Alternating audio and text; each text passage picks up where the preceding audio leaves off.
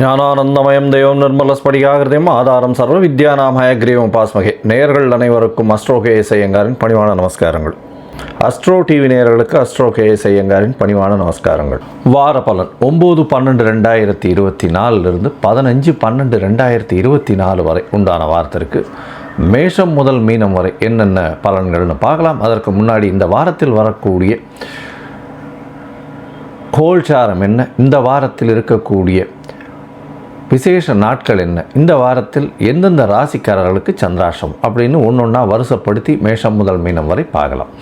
இந்த வாரத்தினுடைய கோல்சாரம் அப்படின்னு பார்த்தாலேயானால் காலபுருஷ தத்துவத்தின் 2வது ராசியான ரிஷபத்தில் குரு வக்கரகதியில், கடகத்தில் செவ்வாய் வக்கரகதியில், நீச்சம் பெற்ற செவ்வாய் வக்கரம் அடைஞ்சிருக்கார்.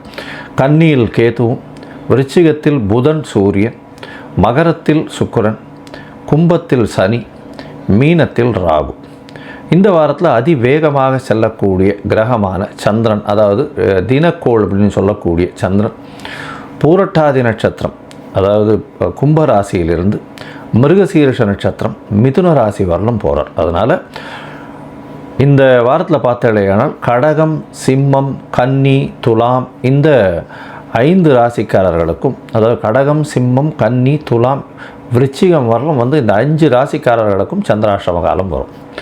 அதனால் பார்த்தாலேயானால் சந்திராஷ்டமம் 5 ராசிக்காரர்களுக்கு. சந்திராஷ்டமம்னா உங்களுடைய பிறந்த ராசியிலிருந்து 8வது ராசிக்கு சந்திர பகவான் போகக்கூடிய காலகட்டம், மறைந்து இருக்கக்கூடிய காலகட்டம். சந்திரனை மதிகாரகன்னு சொல்கிறோம். மதிகாரகன் மறைந்து இருக்கக்கூடிய காலகட்டத்தில் தவறான முடிவுகள் எடுக்கக்கூடும். அதனால் புதிய முயற்சிகளை கொஞ்சம் தள்ளி வைக்கிறது நல்லது. யாருக்கும் ஜாமீன் கையெழுத்து போடுறது, அந்த மாதிரியான விஷயங்களும் போட்டி வீட்டிலெல்லாம் போய் ஈடுபடுறது, இதெல்லாம் இந்த காலகட்டத்தில் தவிர்க்கிறது ரொம்பவுமே நல்லது.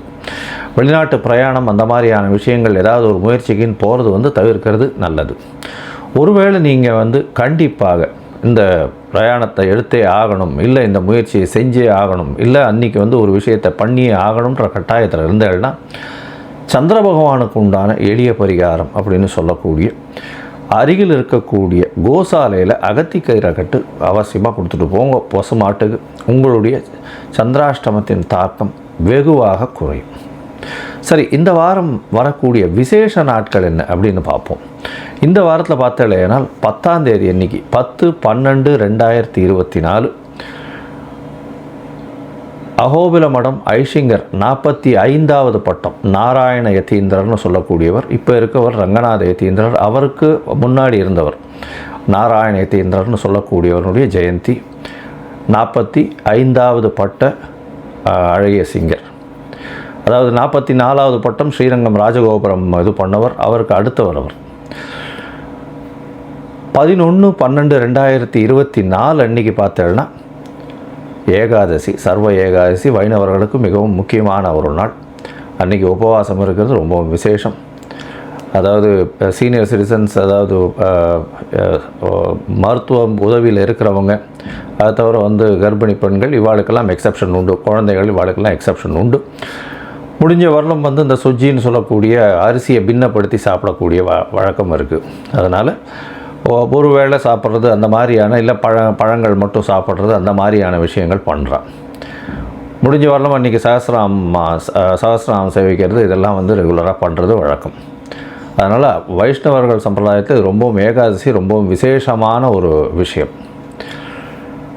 அதற்கு அடுத்து மிகவும் முக்கியமான நாள் இந்த வாரத்தில் அப்படின்னு பார்த்தாலேயானால் 13ஆம் தேதி 13/12/2024 பரணி தீபம். பரணி தீபம்ன்றது கார்த்திகை மாதத்தில் பரணி தீபம் ரொம்பவும் விசேஷம். அதாவது ஒரு 10 நாட்கள் கார்த்திகை மாதம் தீபத் திருவிழாவே நடக்கும். அண்ணாமலையார் தீபத் திருவிழா அப்படின்னு சொல்லக்கூடியது. அண்ணாமலையார் தீபம் பெரிய விசேஷம். திருவண்ணாமலையில் ரொம்பவும் ஏற்றம். அதுவும் இந்த கிரிவலம் வர்றது, அந்த கிரி இதில் அண்ணாமலையார் தீபம் ஏற்றது பெரிய விசேஷமாக இருக்கும்.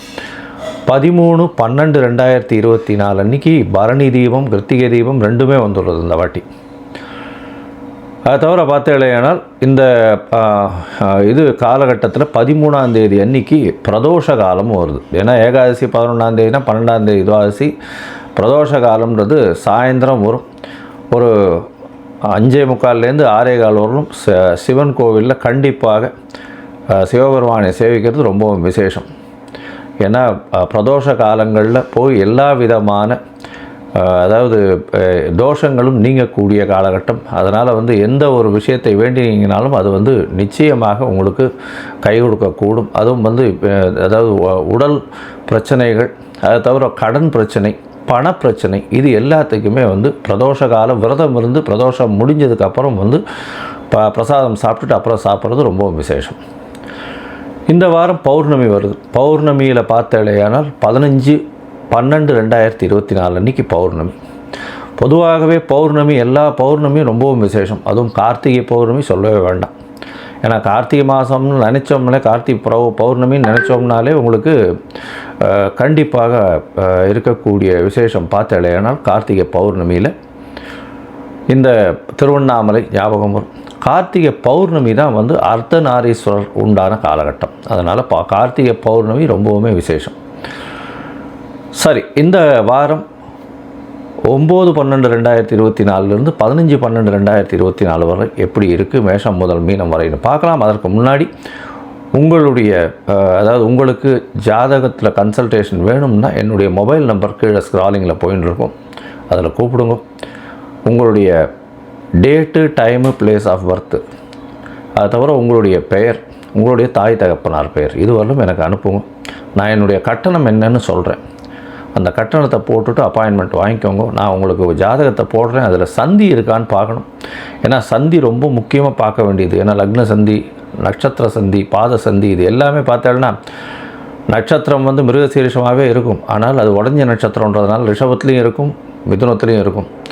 அதே மாதிரி சித்ரா நட்சத்திரமாக இருக்கும், அது துலாத்திலையும் இருக்கும், கன்னியிலையும் இருக்கும், புனர்பூசமாக இருக்கும், அது வந்து மிதுனத்திலையும் இருக்கும், கடகத்திலையும் இருக்கும். அதனால் நட்சத்திர சந்தியாக இருந்தாலும் சரி, பாத சந்தியாக இருந்தாலும் சரி, லக்ன சந்தியாக இருந்தாலும் சரி, நிச்சயமாக முதல்ல அதை தெரிஞ்சுக்கணும். அப்போ தான் வந்து உங்களுடைய தசை என்ன நடக்கிறது, அந்த தசை இப்போ வந்து நல்லபடியாக இருக்குமா, உங்களுடைய லக்னத்துக்கு நல்லபடியாக இருக்குமா, அதெல்லாம் தெரிஞ்சுட்டு இந்த கோல்சார காலகட்டத்தில், இந்த காலகட்டத்தில் எப்படி இருக்கும் அப்படின்றத பார்த்து சொல்கிறேன். அது தவிர உங்களுக்கு உண்டான எளிய பரிகாரம் என்னன்றதும் சொல்கிறேன். சரி, இப்போ மேஷன் முதல் மீனம் வரை 9/12/2024 15/12/2024 வரை உண்டான காலகட்டத்தில் என்ன பலன்னு பார்க்கலாம். தனுசு, மூலம், பூராடம், உத்திராடம், இந்த 3 நட்சத்திரம் 9 பாதங்களை கொண்ட ராசி. ராசியின் அதிபதி அப்படின்னு சொல்லக்கூடியவர் குரு பகவான். குரு உங்களுடைய ராசிக்கு 6ஆம் இடத்துல வக்கரகதி அடைகிறது ரொம்பவும் விசேஷம். தனுசு ராசிக்காரர்களுக்கெல்லாம் பார்த்தோன்னா குரு வக்கரத்தில் இருக்கிறது இப்போ நல்லது. ஏன்னா 6ஆம் இடம்ன்ற சொல்லக்கூடியது நல்ல ஒரு ஏற்ற இடம் கிடையாது. அதுவும் பார்த்தோன்னா சுக்கிரனுடைய வீடு பொதுவாகவே குருவுக்கு அந்த அளவு வசதியாக இருக்காது. ஆனால் இப்போ வக்கரகதியில் இருக்கிறவர்களும் நல்ல ஒரு ஏற்றத்தை கொடுக்கக்கூடிய காலகட்டமாக அமையப்போகுது. உங்களுடைய ராசிக்கு பார்த்தோன்னா 6ஆம் இடத்துல குரு பகவான் இருக்கிறதுனால நிச்சயமாக பார்த்தோன்னா புதிய வேலை மாற்றங்கள் இருக்கும், வேலையில் ஏற்றங்கள் இருக்கும், புதுசாக கடன் வாங்கி வீடு மனை வாங்கக்கூடிய வாய்ப்புகள் நிச்சயமாக உண்டு. ஏன்னா ஏற்கனவே உங்களுடைய ராசிக்கு 12ஆம் அதிபதி அப்படின்னு சொல்லக்கூடிய ஒரு 8ஆம் இடத்துல வந்து நீச்சம் பெற்று போயிருக்கார். அதுலேயும் வக்கரம் பெற்று போயிருக்கிறதுனால நல்ல ஒரு ஏற்றம் கிடைக்கும். வெளிநாடு வெளியூர் போகக்கூடிய பாக்கியம் உண்டு. பூமியினால் உங்களுக்கு லாபம் வரக்கூடிய வாய்ப்புகள் நிச்சயமாக இருக்கும். ரியல் எஸ்டேட் பண்ணுறவங்களுக்கு திடீர் பண யோகம் வரும். அதை தவிர பார்த்தாலேயானால் இந்த பூமியை பற்றி நில அளவு செய்பவர்கள் அவர்களுக்கெல்லாம் வந்து திடீர் யோகம் கிடைக்கக்கூடிய வாய்ப்புகள் நிச்சயமாக உண்டு. ராசிக்கு 2ஆம் இடத்துல சுக்கிரன், 2ஆம் இடத்துல இருக்கக்கூடிய சுக்கிரன் நிச்சயமான பேச்சில் நல்ல ஒரு இனிமையை கொடுக்கக்கூடியவர். 11ஆம் அதிபதி 2ஆம் இடத்துல இருக்கிறது நல்ல ஒரு ஏற்றத்தை கொடுக்கக்கூடிய. இதனால் வந்து குடும்பத்தில் நல்ல ஒரு ஏற்றமான செய்தியும் நல்ல ஒரு விசேஷமான இதுவும் நல்லபடியாக நடக்கக்கூடிய காலகட்டமாக அமையும். இந்த தனுர் ராசிக்காரர்களுக்கு 3ஆம் இடத்துல சனி பகவான், முயற்சி ஸ்தானத்தில் சனி பகவான் இருக்கிறதுனால எல்லா விதமான முயற்சியும் பண்ணுவீங்க.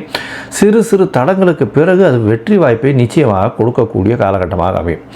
ராசிக்கு 4ஆம் இடத்துல ராகு, அதனால் கண்டிப்பாக தாயின் உடல்நிலை சற்று பின்னடைவு இருந்தாலும் பெரிய பிரச்சனை வரக்கூடிய வாய்ப்புகள் இல்லை. 4ஆம் இடத்தில் இருக்கக்கூடிய ராகு பகவான் அவர் வந்து புதுசாக உங்களுக்கு வீடு மனை வாங்கக்கூடிய பாக்கியத்தை கொடுக்கக்கூடிய காலகட்டமாக அமையும்.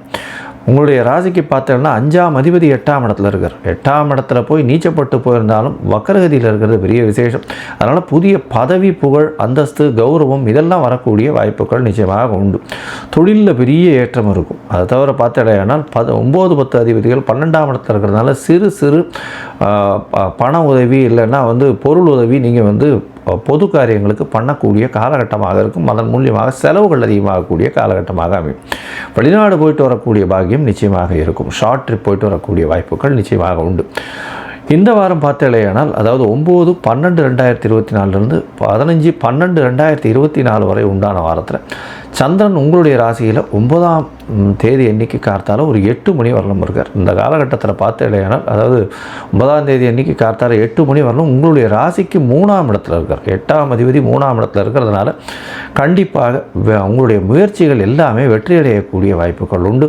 மறைந்த இடத்திலிருந்து திடீர் பணவரவு வரக்கூடிய வாய்ப்புகள் நிச்சயமாக உண்டு. உங்களுடைய ராசிக்கு பார்த்தீங்கன்னா 4ஆம் இடத்துல சந்திரன் போகிறார். 9ஆம் தேதி கார்த்தால ஒரு 8 மணியிலிருந்து 11ஆம் தேதி கார்த்தால ஒரு 9 மணி வரலும் இருக்கக்கூடிய காலகட்டமாக அமைகிறது. ராகுவோட சம்பந்தத்தில் சந்திரன் இருக்கார். ராகுவோட சம்பந்தத்தில் சந்திரன் இருந்தாலும் நல்ல ஒரு ஏற்றத்தை கொடுக்கக்கூடிய காலகட்டம் இருந்தாலும் தாயின் உடல் நலத்தில் சற்று பின்னடைவு இருக்கக்கூடிய வாய்ப்புகள் நிச்சயமாக உண்டு. படிக்கக்கூடிய மாணவர்களுக்கு அபரிமிதமான யோசனைகள் அதிகமாக வரும். அதனால் ரியாலிட்டியை புரிஞ்சிட்டு நடந்துக்கிறது ரொம்பவும் நல்லது. என்ன படிக்கிறாங்க அப்படின்றத கான்சன்ட்ரேட் பண்ணி படிக்கிறது நல்லது. மைண்ட் டிஸ்ட்ராக்ஷன் கொஞ்சம் அதிகமாக இருக்கக்கூடிய காலகட்டமாக இருக்கும். உங்களுடைய ராசிக்கு பார்த்தாலேயானால் 5ஆம் இடத்துல சந்திர பகவான் போகிறார். சந்திர பகவான் 5ஆம் இடத்துல இருக்கக்கூடிய காலகட்டத்தில் பார்த்தேன்னா, அதாவது 11ஆம் தேதியிலிருந்து 13ஆம் தேதி மதியம் ஒரு 12:30 மணி வரலும் இருக்கக்கூடிய காலகட்டமாக இருக்கும். 5ஆம் இடத்துல பரிவர்த்தனை யோகம் வருது. 5-8 பரிவர்த்தனை யோகம் இருக்கக்கூடிய காலகட்டமாக இருக்குது. இந்த காலகட்டத்தில் பார்த்தீங்களேயானால் 5-8 பரிவர்த்தனை இருக்கிறது அப்படின்னும் பொழுது கண்டிப்பாக உங்களுக்கு வெளிநாட்டில் இருக்கக்கூடியவர்களுக்கு ஒரு நல்ல ஏற்றமான செய்தி வரும். வெளிநாடு போய் அங்கே உங்களுடைய குழந்தைகள் நல்லபடியாக செட்டில் ஆகக்கூடிய வாய்ப்புகள் உண்டு. நீங்கள் வெளிநாடு போகக்கூடிய பாக்கியம் நிச்சயமாக கிடைக்கும். வெளிநாட்டு கரன்சி மூலியமாக திடீர் ஏற்றம் கிடைக்கக்கூடிய காலகட்டமாக அமையும். உங்களுடைய ராசிக்கு அதாவது 6ஆம் இடத்துல சந்திரன் போகிறார். உச்சம் பெற்று போகிறார்.